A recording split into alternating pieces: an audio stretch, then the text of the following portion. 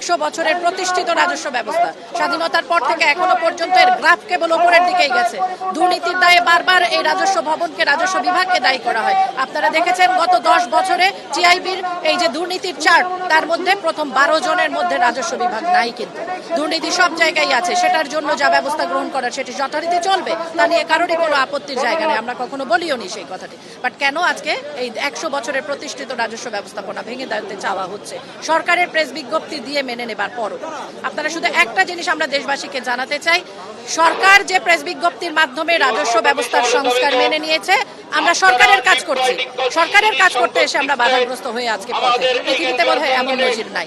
আপনাদের মাধ্যমে মাননীয় প্রধান উপদেষ্টা মহোদয়কে আবারও জানাতে চাই, আপনার সানুগ্রহ হস্তক্ষেপে প্রথম পর্যায়ে আমরা একটি প্রেস বিজ্ঞপ্তি পেয়েছিলাম, আবারও এখানে অন্যায্যতার সৃষ্টি করা হয়েছে। আপনি আবারও আপনার সরাসরি হস্তক্ষেপ ছাড়া এটি সমস্যার সমাধান সম্ভব নয়।